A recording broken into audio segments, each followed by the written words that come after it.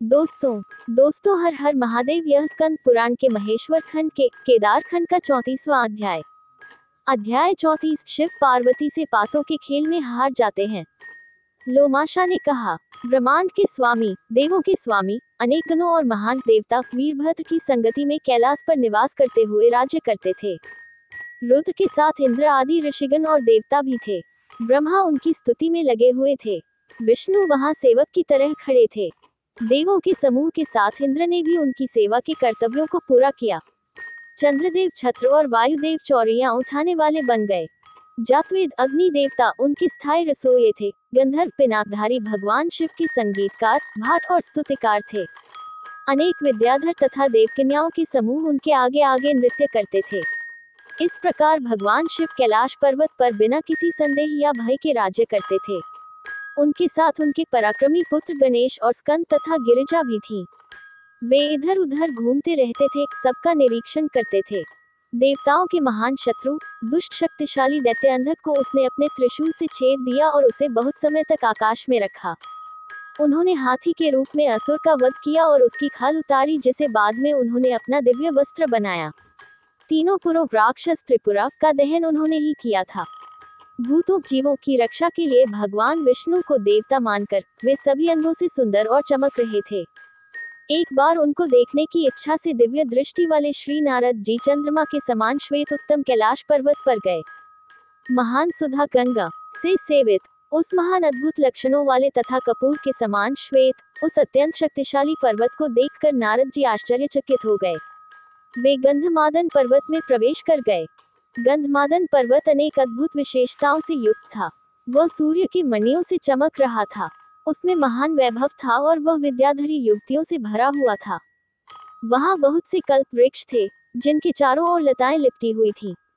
उन वृक्षों की घनी छाया में उत्तम कामधेनुएं दिखाई दे रही थीं। वहां बहुत सी मधुमक्खियां पारिजात वन की सुगंध के लिए लालायित थीं। वहां बहुत से मधुर स्वर वाले कलहंस हंस सरोवरों में क्रीड़ा कर रहे थे। मोर हर्षपूर्वक केका का शब्द कर रहे थे। पंचम स्वर में चहचहाते हुए सभी पक्षी बहुत प्रसन्न थे, मानो नशे में हों। तेजस्वी हाथी हथिनियों के साथ आनंदित होते थे। उसी प्रकार सिंह बाघों के साथ दहाड़ते थे। वहां बहुत से दिव्य वृक्ष तथा चंदन के उद्यान थे। वहां नाग, पुन्नाग, बकुला और चंपक जैसे पेड़ थे। जंगली गुलाब सेब के पेड़ थे और साथ ही सुनहरे केतक भी थे। वहां कलहार अर्थात श्वेत रसीले जल कमल, करवीर, कुमुद कमल अनेक प्रकार के थे। वहां मंदार, बद्री, प्रमुख, पाताल तुरही के वृक्ष तथा अन्य अनेक वृक्ष थे, जिनके चारों ओर लताएं लिपटी हुई थीं। उस पर्वत पर अनेक उद्यान थे, जो दुगुने अर्थात दुगुने दिखाई देते थे। आकाश से अचानक निकली हुई गंगा की अद्भुत बाढ़ उस पर्वत की चोटी पर गिरी। वह बहुत ही भव्य दिखाई दे रही थी। महापुरुष नारद जी को जल से भरपूर एक कुआं भी दिखाई दिया, जिससे सारा ब्रह्मांड पवित्र हो गया। हे ब्राह्मणों, उस समय महापुरुष नारद जी के देखने पर सब कुछ दुगुना दिखाई देने लगा। ये सब देखकर भगवान नारद मुनि शिव जी से मिलने की इच्छा से शीघ्रता से आगे बढ़े। जब वह प्रवेश द्वार पर खड़ा हुआ तो उसने एक बहुत ही आश्चर्यजनक बात देखी। वहां 2 द्वारपाल थे। वास्तव में उन्हें विश्वकर्मा ने कृत्रिम रूप से बनाया था। नारद जी उनके बहकावे में आ गए। तब उन्होंने उनसे पूछा, मैं अंदर जाना चाहता हूँ। मैं शिवजी से मिलना चाहता हूँ, इसलिए शिवजी के दर्शन की अनुमति दी जाए। नारद जी को ये देखकर आश्चर्य हुआ कि मानो उन्होंने उनकी बातें सुनी ही नहीं। ज्ञानजनित दृष्टि से उन्होंने सत्य को देखा और चुप हो गए। जब उन्होंने सत्य को बनावटी समझा, तब महान विचार वाले मुनि ने प्रवेश किया। इसी प्रकार उन दोनों के समान ही रूप वाले अन्य पुरुष भी उस महापुरुष ने देखे। उन्होंने प्रसन्नतापूर्वक भगवान नारद को प्रणाम किया। वहां उन्होंने ये तथा अन्य अनेक अद्भुत चीजें देखी। फिर उन्होंने गिरिजा सहित भगवान त्रयंबक का भी प्रिय दर्शन किया। पर्वतराज की पुत्री व पतिव्रता स्त्री महापुरुष शंकर के आसन का आधा भाग धारण करती थी। तीनों लोग उससे व्याप्त थे। दुबली पतली युवती गौरी के नेत्र अत्यंत सुंदर तथा चमकते हुए थे। उसी के कारण भगवान शंभु को स्वीकार किया गया था। भगवान, जो वास्तव में किसी भी भावनात्मक विचलन विकार से रहित थे, उन्हें विकारों के माध्यम से उसके द्वारा कमजोर और अपूर्ण बना दिया गया था। वह देवी उन्हें शिव के आधे शरीर से जुड़ी हुई दिखाई दी। इसी प्रकार तीनों लोकों के स्वामी शंभु को नारद जी ने सुरों और असुरों द्वारा सेवित देखा था। भगवान की चमक शुद्ध सोने के समान थी। उनके कमल जैसे पैरों की सेवा श्रेष्ठ सर्प शंख द्वारा की जाती थी। उनकी सेवा निम्न नागों द्वारा की जाती थी। धृतराष्ट्र, तक्षक विशेष रूप से, महान सर्प पद्म और शेष विशेष रूप से, अन्य श्रेष्ठ नागों द्वारा उनकी निरंतर सेवा की जाती थी। वासुकी एक महान चमक वाला हार बन गया था और गले में टिका हुआ था। कंबल और अश्वतर उनके कानों में सदैव पहनने वाले कुंडल थे। अन्य श्रेष्ठ सर्प उनकी जटाओं की जड़ में विराजमान थे। वह अनेक रंगों और प्रकारों के नागों से ढका हुआ था, जैसे तक्षक, कुलिक, शंख, महान तेजस्वी धृतराष्ट्र, पद्म, दंभ, सुदंभ, कराल, भीषण, ये तथा अन्य अनेक नागहर के अंत थे, जो तीनों लोकों में पूजनीय थे। कुछ बेहतरीन सांप एक ही फन से चमकते थे, कुछ के 2 फन थे, कुछ के 3 फन बहुत चमकते थे। इसी तरह दूसरों के 4, 5, 6, 7, 8, 9, 10, 11, 12, 18, 19 फन थे। कुछ सांपों के 40 फन थे, दूसरों के 50, 60, 70, 80, 90, 100, 1000, 10,000, 1 करोड़, 1 करोड़ फन थे। वे असंख्य फन वाले सर्प ही शिवजी को आभूषण के रूप में सुशोभित करने वाले हैं। तब महात्म्यवान नारद जी ने उन सब को देखा। वे सभी सर्प विद्या से संपन्न थे। उनके पास बहुमूल्य रत्न और रत्न थे। उनकी चमक अतुलनीय थी। वे गले के आभूषणों के समान अत्यंत तेजस्वी थे। उनके अर्थात भगवान शिव के अत्यंत सुंदर जटाएं अर्धचंद्र से सुशोभित थीं। उनके ललाट में तीसरा नेत्र था, जिससे वे अत्यंत चमक रहे थे। महादेव के 5 मुख थे। उनकी 10 भुजाएं थीं और उनकी गर्दन पन्ने के समान गहरे रंग की थी। उनकी चौड़ी छाती बहुत सुंदर थी। उनके कूल्हे बड़े थे। रुद्र के बड़े बड़े चरण अत्यंत शोभायमान थे। शंभु के अप्रतिम कमल जैसे चरण मुनि को दिखाई दिए। वे दैदीप्यमान और सुंदर थे। संध्या के समय बादल के लाल रंग के कारण वे अत्यंत शुभ थे। वे कष्टों को दूर करने वाले थे। उनसे वैभव की किरणें निकल रही थीं। वे महानतम से भी महान थे। वे सौंदर्य की मनोहर क्रीड़ा का आधार और आधार थे। वे सभी के सुखों की वृद्धि का कारण थे। शंभु के चरण अर्थात चरण जोड़ी अत्यंत पवित्र थे। महानतम से भी महान स्वामी को देखकर उसने देवी को देखा। सौंदर्य और आकर्षण से युक्त महानतम देवी सती भव्य और मनमोहक थीं। वे पत्नीत्व और सौभाग्य की महानतम समृद्धि से चमक रही थीं। तीनों लोकों में शुद्ध और तेजस्वी, वास्तव में एक ही भेद वाले, वास्तव में गुणों से रहित, वास्तव में आकार प्रकार से रहित, वास्तव में आकार प्रकार से युक्त, रोगों से रहित और सुखों को देने वाले दंपति को देखकर भगवान के प्रिय भक्त नारद जी ने प्रसन्नतापूर्वक उन्हें नमस्कार किया, बार बार प्रणाम किया और उठ खड़े हुए। फिर उन्होंने भगवान और जगत की देवी की स्तुति की। नारद ने कहा, हे देवों में श्रेष्ठ, मैं आप दोनों को प्रणाम करता हूँ, जो अपनी कला, कौशल और चतुराई के कारण महानतम से भी महान हैं। जो दंपति तेजो में हैं तथा जो स्थावर जंगम प्राणियों से युक्त ब्रह्मांड के बीज हैं, उन्हें मैं देख रहा हूँ। आप दोनों संपूर्ण लोकों के माता पिता हैं। आज ही मुझे आपका सच्चा साक्षात्कार हुआ है। इसमें कोई संदेह नहीं कि यह आपकी कृपा के कारण ही हुआ है। इस प्रकार महापुरुष नारद जी ने उनकी स्तुति की। पार्वती जी सहित भगवान शंभु भी प्रसन्न तथा संतुष्ट हुए। महादेव ने कहा, हे ब्राह्मण, क्या आप प्रसन्न हैं? मैं आपके लिए क्या करूं? शंभु के ये वचन सुनकर नारद जी ने ये वचन कहे, आज मुझे आपके दर्शन का सौभाग्य प्राप्त हुआ। हे प्रभु, मैं इससे बहुत प्रसन्न हूँ। इस दर्शन से मुझे सब कुछ प्राप्त हो गया है। इसमें मुझे कोई संदेह नहीं है। मैं यहाँ उत्तम कैलाश पर्वत पर केवल कुछ क्रीड़ा करने के लिए आया हूँ। हे प्रभु, आप सदैव मनुष्यों के हृदय में विराजमान रहते हैं। फिर भी सभी जीवों के लिए आपका दर्शन करना आवश्यक है। गिरिजा ने कहा, तुम्हारे साथ कौन सा खेल होना चाहिए? जल्दी से मुझे बताओ। उसकी बातें सुनकर वह हंसते हुए बोला, हे महादेवी, यहाँ विभिन्न प्रकार के पासों का खेल देखने को मिलता है। 2 लोग पासों का खेल खेल सकते हैं। पासों का खेल खेलने में बहुत खुशी होती है। जब मुनि ने इतना कहकर विराम लिया तो सती उनसे रुष्ट हो गई और बोली, आप विद्वानों के जुए के प्रसिद्ध खेल पासों के खेल को कैसे जानते हैं? आप ब्रह्मा के पुत्र हैं। आप एक ऋषि हैं। आप विभिन्न प्रसिद्ध शब्दों के माध्यम से विद्वानों को अनुशासन में लाते हैं। आप हमेशा तीनों लोकों में विचरण करते हैं। आपके जैसा उच्च मन वाला कोई दूसरा व्यक्ति नहीं है। देवी के ऐसा कहने पर दिव्य दृष्टि वाले नारद जी ने शिवजी के सामने ही हंसते हुए गिरिजा से ये वचन कहे। नारद ने कहा, मैं जुआ नहीं जानता, नहीं मैं जुआ खेलता हूँ। मैं तपस्वी हूँ और शिव का सेवक हूँ। हे राजकन्या, तुम मुझसे ऐसा क्यों पूछ रही हो? ये सुनकर सती गिरिजा हंसकर बोली, हे बट्टू, तुम तो सब कुछ जानते हो। देखो, मैं आज तुम्हारे सामने महेश के साथ द्यूत क्रीड़ा खेलूंगी। ऐसा कहकर पर्वतराज की पुत्री, जो संसार की सबसे सुंदरी थी, ने पासे उठा लिए। महर्षि के देखते देखते वह वहीं खड़ी रही और भव के साथ खेल खेलने लगी। उस दंपति को उस खेल में तत्परता पूर्वक संलग्न देखकर नारद मुनि ने आश्चर्य से प्रभावित होकर उस खेल को देखा और वे अत्यंत प्रसन्न हुए। सती देवी अपनी सखियों और सेवकों से घिरी हुई पासों के खेल में मग्न थी। वे शिवजी से भिड़ गईं और धोखे से पासों का खेल खेलने लगी।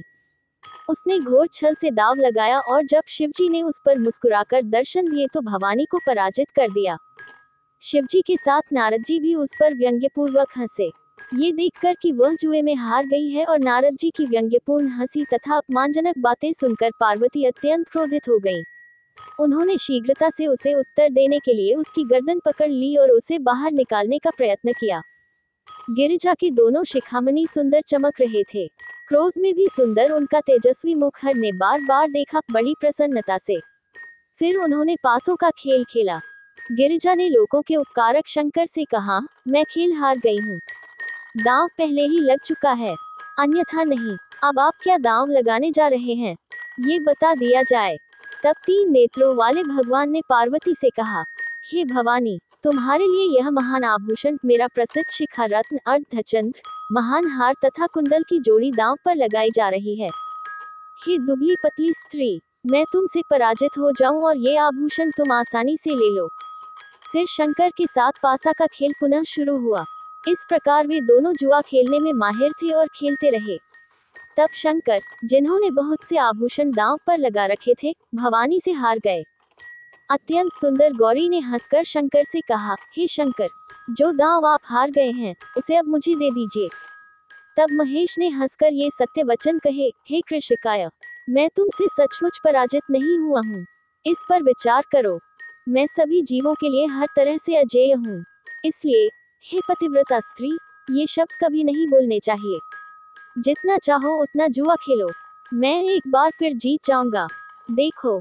तब अंबिका ने अपने पति महेश से कहा, अब आप मुझसे पराजित हो चुके हैं, इसमें कोई आश्चर्य की बात नहीं है। ऐसा कहकर उत्तम मुख वाली उस स्त्री ने शंभू का हाथ पकड़कर कहा, हे शंकर, आप पराजित हो चुके हैं, इसमें कोई संदेह नहीं है, परंतु आप नहीं जानते। इस प्रकार गिरिजा ने शिष्टतापूर्वक हंसते हुए उसकी ओर मोहक दृष्टि से देखा। उस पर प्रसन्नता के शब्दों का आक्रमण हुआ। हे प्रभु, सभी शुभ वस्तुओं में सबसे शुभ, हे स्मर के शत्रु, मुझे वह दे दो जो तुमने खो दिया है और जो तुमने वादा किया था। शिव ने कहा, हे विशाल नेत्रों वाली देवी, मैं तुम्हारे लिए अजेय हूँ, इसमें कोई संदेह नहीं है।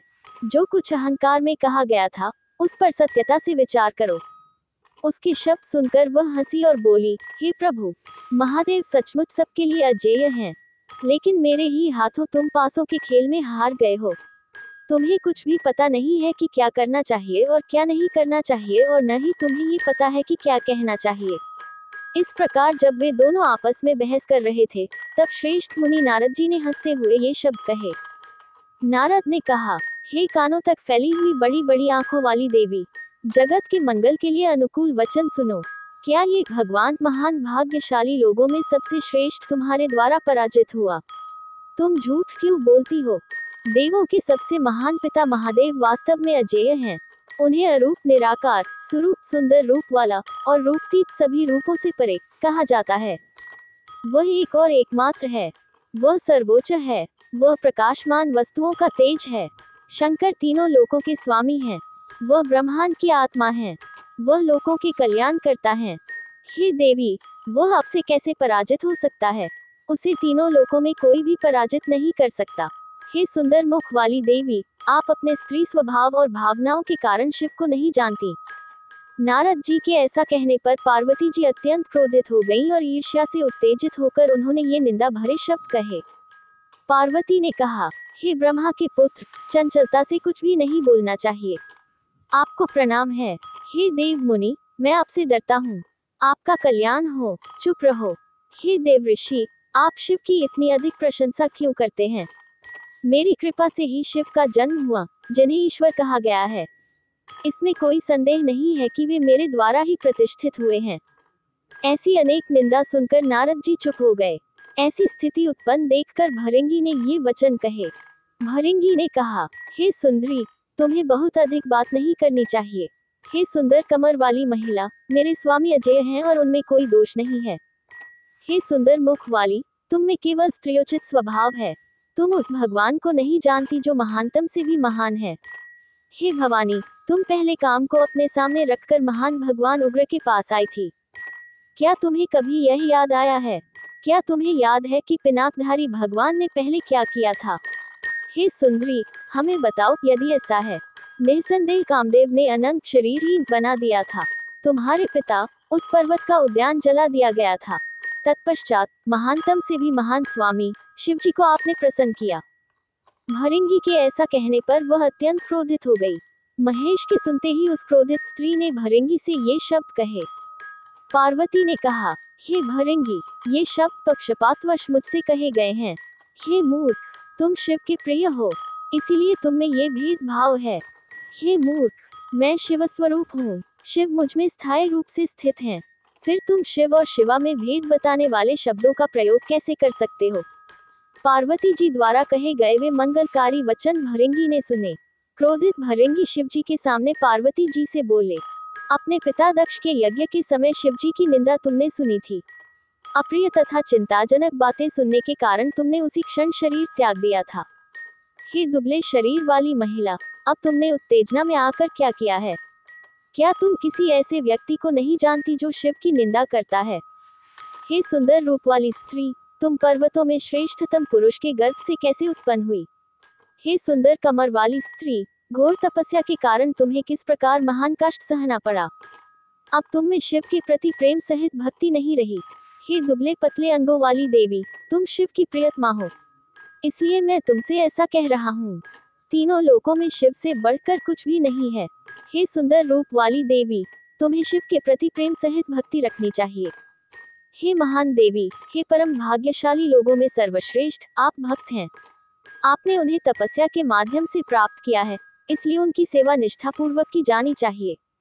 शिव सबसे श्रेष्ठ हैं, वह सबका स्वामी है। तुम्हें उसके अलावा कुछ नहीं करना चाहिए। तुम्हें उसके अलावा कुछ नहीं करना चाहिए। भृंगी के वचन सुनकर गिरिजा ने उनसे कहा। गिरिजा ने कहा, हे भृंगी, शांत और स्थिर रहो, अन्यथा चले जाओ। तुम नहीं जानते कि क्या कहना चाहिए और क्या नहीं। तुम भूत की तरह क्यों बड़बड़ा रहे हो? शिवजी किस पुरुष या स्त्री द्वारा तपस्या करके यहाँ लाए गए थे? मैं कौन हूँ, यह आप किस रूप में समझते हैं? आप मुझसे भेदभाव से बोलिए। तुम कौन हो? तुम किसके द्वारा संयुक्त हुए हो? तुम क्यों बहुत अधिक बोलते हो? मैं तुम्हें शाप दूंगा। अब शिव क्या करेंगे? भृंगी द्वारा निंदा पूर्वक कहे जाने पर उस पतिव्रता स्त्री ने शाप दिया, हे मूर्ख भृंगी, हे शंकर के प्रिय, मांस से रहित हो जाओ। ऐसा कहकर शंकर की प्रिय देवी पार्वती क्रोधित हो गईं। उन्होंने शंकर का हाथ पकड़ लिया। दुबली पतली भुजाओं वाली देवी ने उनके गले से वासुकी नाग को उतार दिया। इसी प्रकार उसने अन्य अनेक आभूषण भी उतार लिए। क्रोधित स्त्री ने शीघ्रतापूर्वक शंभु के आभूषण भी उतार लिए। उनका अर्धचंद्र तथा उत्तम हाथी चर्म भी उतार लिया। महेश ने कंबल और अश्वतर नामक नागों को आभूषण के रूप में धारण किया था, जिन्हें देवी ने हंसते हुए कपटपूर्ण शब्दों से उतार दिया। कपटपूर्ण वचन बोलकर हंसते हंसते उसकी लंगोटी भी छीन ली गई। उस समय गण और सखियां पार्वती के लज्जित और शर्मिंदा महसूस कर रहे थे। मित्रगण आदि मुख फेर कर चले गए। महत्पस्वी भृंगी, चंड, मुंड, महालोमन, महोदर आदि अनेक गण दुखी हो गए। उन्हें ऐसी दशा में देखकर महेश लज्जित हो गए। शंकर जी क्रोधित होकर पार्वती जी से ये वचन बोले। रूत ने कहा, सभी ऋषिगण व्यंगपूर्वक हंस रहे हैं, इसी प्रकार ब्रह्मा, विष्णु तथा ये देवता, इंद्र आदि सभी मुझ पर हंस रहे हैं। हे सुकुमारी, तुमने क्या किया है? हे सुकुमारी, तुम तो अच्छे कुल में जन्मी हो, तुम ऐसा क्यों कर रही हो? हे उत्तम भौह वाली, यदि तुम निश्चित रूप से जानती हो कि मैं तुमसे पराजित हो गया हूँ, तो ऐसा करो, मुझे केवल लंगोटी दो, मुझे केवल लंगोटी दो, तुम्हें अन्यथा करना उचित नहीं है। शंभू के ऐसा कहने पर मनोहर मुख वाली सतीत्ववती योगी पार्वती हंसकर ये वचन कहने लगी। लंगोटी से तुम्हारा क्या लेना देना? तुम तो पवित्र आत्मा वाले ऋषि हो। कुछ समय पहले तुम केवल अपने वस्त्र के लिए दिशाओं के साथ दारुवन में विचरण कर रहे थे, अर्थात तुम नग्न थे। भिक्षा मांगने के बहाने ऋषियों की पत्नियां मोहित हो गईं। जाते समय वे आपकी बहुत पूजा कर रही थीं। तुम्हारी लंगोटी लिंग वहीं गिर गई। ऋषियों ने और कुछ नहीं कहा। अतः तुमने जो जुए में हारा है, उसे तुम्हें त्याग देना चाहिए। ये सुनकर भगवान रुद्र पार्वती पर क्रोधित हो गए और अपनी तीसरी आंख से उन्हें क्रोध से घूरने लगे। शंकर को क्रोधित देखकर समस्त देव समूह तथा गणकुमारक अर्थात गणों के पुत्र या पुत्र समान गण महान भय से ग्रसित हो गए। वे सब लोग शंका और भय से धीरे धीरे एक दूसरे से कहने लगे, रुद्र अब गिरिजा पर क्रोधित हो गए हैं। जैसे मदन को जला दिया गया था, वैसे ही वह भी चल जाएगी। इन शब्दों का कोई दूसरा अर्थ नहीं हो सकता। जो गण और सभी देव ऋषि इस प्रकार चर्चा कर रहे थे, उन पर देवी ने विवाहित सौभाग्य की चमकती हुई मुद्रा से दृष्टि डाली। वह पतिव्रता स्त्री हंसते हुए सत्पुरुष से बोली, तुम्हारी महानतम आंख से घूरने से क्या लाभ? मैं न तो काल हूँ, न काम, न ही दक्ष का यज्ञ। हे शंभु, मैं न तो त्रिपुरा हूँ, न ही वृषभ चिन्हधारी भगवान अंधक। इस प्रकार घूरने से क्या परिणाम होगा? तुम व्यर्थ ही मेरे सामने विरूपाक्ष अर्थात असमान 3 आंखों वाले बने हो। परमेश्वरी ने ये तथा इसी प्रकार के और भी बहुत से शब्द कहे। उन शब्दों को सुनकर भगवान वहां से चले जाने को उद्यत हुए। आजकल एकाकी वन ही सर्वश्रेष्ठ है। एकाकी वन ही वास्तव में इस समय सर्वश्रेष्ठ है। जो एकाकी है, जिसने अपने मन और आत्मा को वश में कर लिया है तथा जिसने सब वस्तुओं का परित्याग कर दिया है, वही सच्चा सुखी है। वही विद्वान है, वही बुद्धिमान है, वही महान सत्य का ज्ञाता है। जिसने काम और आसक्ति का परित्याग कर दिया है, वह मुक्त और सुखी हो जाता है। ऐसा विचार करके महान दयालु स्वभाव वाले श्री शंकर गिरिजा को त्याग कर अद्भुत वन प्रदेश में चले गए। अपनी प्रिय पत्नी से वियोग होकर वे सिद्धावी सिद्धों का वन में चले गए, जो परमहंसों उच्च आध्यात्मिक शक्ति वाले महान योगी से भरा हुआ था। शंकर को बाहर आते देख कैलाश के सभी निवासी वीरभद्र आदि सभी गण बाहर आए और उनके पीछे चले आए। भरेंगी छत्र लेकर उसके पीछे चले। पंखा झलने के लिए इस्तेमाल की गई चौड़ियां गंगा और यमुना के समान थीं। उन्हें उठाकर बुद्धिमान नंदी उसके पीछे चले। बैल आगे चला और हवाई रथ के साथ चमकने लगा। इन सब भव्य वस्तुओं से महादेव चमक रहे थे। देवी पार्वती उदास मन से हरम में चली गईं। अनेक सखियों, सेवकों और अन्य लोगों से घिरी हुई गिरिजा ने मन ही मन परमेश्वर का चिंतन किया। तब शंभु गणों को छोड़कर बहुत दूर चले गए। महादेव ने गणेश, कुमार, वीरभद्र आदि को भरेंगी, नंदन, चंद, सोमनंदन और कैलाश के अन्य वासियों को पीछे छोड़ दिया। महान तपस्वी महादेव अकेले ही चले गए। वे जंगल में बहुत दूर चले गए। अंततः शिव सिद्धवट पहुंचे। पृथ्वी ने उनके लिए एक दिव्य आसन बनाया था। इसे केसर, रत्नों, सिद्धरत्नों, कीमती रत्न और लापिस लाजुली से अद्भुत बनाया गया था। इसे सफेदी से चमकाया और चमकाया गया था। योग के देवता महेश वहां बैठे थे। वे पद्मासन में बैठ गए। योग के श्रेष्ठ ज्ञाता महेश ने अपनी आंखें बंद कर ली और आत्मा के द्वारा शुद्ध आत्मा का ध्यान करने लगे। ध्यान के दौरान चंद्रशिखरधारी भगवान महादेव चमक उठे। सज्जन शेष उनका योग पात्र था। सर्पों के महान राजा वासुकी को कमर में बांधा गया था। उन्होंने आत्मा की स्तुति की। आत्मा को सभी चीजों में निहित आत्मा माना जाता था। जिसे वेदांत के माध्यम से जाना जाना था, वह सांसारिक लोगों की तरह व्यवहार नहीं कर सकता। वह बिना किसी सीमा या सीमा के एक और अनंत था। उसे तर्क द्वारा अनुमान या जाना नहीं जा सकता। वह आत्मज्ञान का रूप है। इस प्रकार संसार का एकमात्र स्वामी महानतम से भी महान परमात्मा की कल्पना करता रहा। दोस्तों, अगली वीडियो देखने के लिए आप चैनल सब्सक्राइब जरूर करें और लाइक करें और कमेंट करें। हर हर महादेव।